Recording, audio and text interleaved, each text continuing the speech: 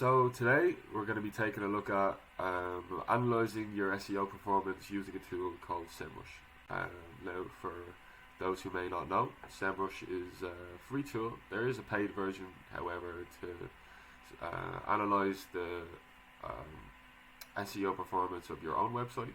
Semrush free version is completely viable, and it's generally unnecessary for you to go for the upgraded version unless you are an SEO marketer yourself. So we're going to be using a site as an example, one of our clients called Cedar. It's a cloud storage provider and one of our marketing clients at Cryt. So we're going to input the URL into Semrush, and this will give you all the SEO analytics that you need. So to start off with, we're going to take a look at authority score. Now, what is authority score? This is a score Google gives you out of 100 to depict your relevancy or legitimacy of your website. So smaller sites, unlike this, would be a lot lower than 44. 44 is quite a good score. The highest ranking authority score on Google that isn't google.com itself is Wikipedia. So how is authority score actually generated? Now, this is the important part. Backlinks, as you can see here, there's 76,000 backlinks, which is essentially hyperlinks across the web that refer directly back to your site. So where backlinks are posted, this is very, very important to note if you're conducting your own SEO analysis for your own site. The relevancy of where these backlinks show up will directly contribute to your authority score. So what does that mean? Essentially, if you take, for example, you have a clothing store in Canada or US, and you have backlinks posted on a gardening site located in Europe. This would be irrelevant, and Google would recognize that possibly you're trying to play the algorithm and increase the number of backlinks that you have, and this will actually reduce your authority score. So very important to note, not all backlinks are beneficial. So what are beneficial backlinks? Let's take, for example, you have a blog that talks maybe about literature or whatever topic you like, and you want to increase your number of backlinks. Then you should have backlinks and networks communicating with literature related topics directing back to your blog. These are very, very beneficial backlinks, which will directly contribute towards your authority score. So with a high number of relevant backlinks and contributing towards the authority score, this will uprank you on Google. Of course, as you know, the highest you go on the Google search page, the more traffic that you're going to get for the relevant search terms. What's also very important to note as well is not only the relevancy of your backlinks is important, but also whether they are follow or non-follow backlinks. So what does that mean? A non-follow backlink you will find, for example, from Facebook referring back. Now, if somebody goes and posts on Facebook and has a link that goes directly to your site, then obviously this isn't Facebook itself referring to your website. You know, Mark Zuckerberg isn't sitting behind his computer and saying, yeah, Carl's website's fantastic, well definitely head over to there.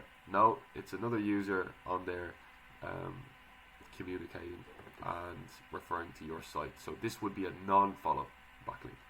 Now, if a hyperlink is pasted or posted to a blog, for example, and the owner of that site posted it themselves and they chose a follow backlink, then this backlink would be more beneficial than the non-follow backlink posted to Facebook. So the higher the relevancy, and it being a follow backlink, then this will contribute heavily towards the increase of your authority score. So, of course, there are other factors to take into consideration that are not just primarily for no follow and follow relevant backlinks that contribute towards your authority score, which ultimately contributes towards your traffic. Today, we're not going to be going in detail of what other factors there are. There are a lot of factors in place. Google have announced that they have over 200 different factors that contribute towards their search engine algorithm. So primarily today we're only going to be looking at the applications and uses of Semrush. So if you want any other content in regards to SEO analysis, then check out our videos on Lighthouse and Yoast. What else you can do with Semrush is see your keywords by intent. Now this is a very cool feature. Here we have informational, navigational, commercial and transactional. And you can see the traffic, the weighted traffic per intent. So what's interesting here is that we've got 9.3% of all keywords on the site are contributing towards 102,000 searches per month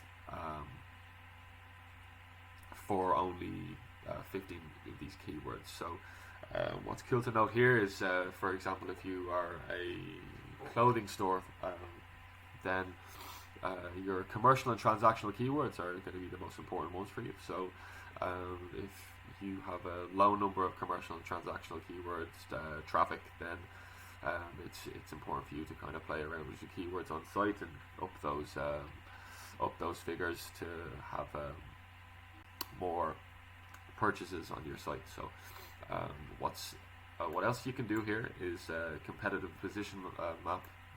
So this will give you a bit of a competitive analysis of how well you're doing in comparison to similar sites.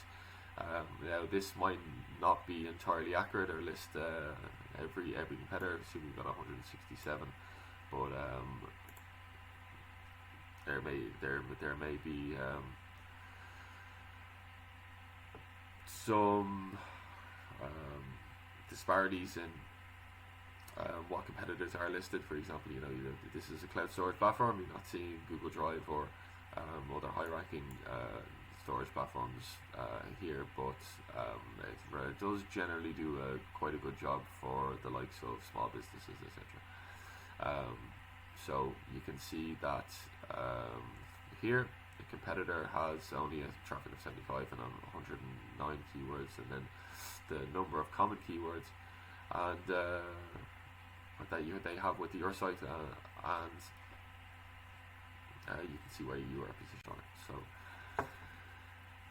what else is important to note is for page traffic, this only will be shown for your Google Ads paid traffic. This will not contribute towards your Facebook or Instagram ads that the people going to your site from there. It is solely for Google Ads, so that is important to note. But yeah, that's essentially everything for Semrush analysis. As I said earlier, for more SEO content, then check out our videos on Lighthouse tutorial and Yoast tutorial.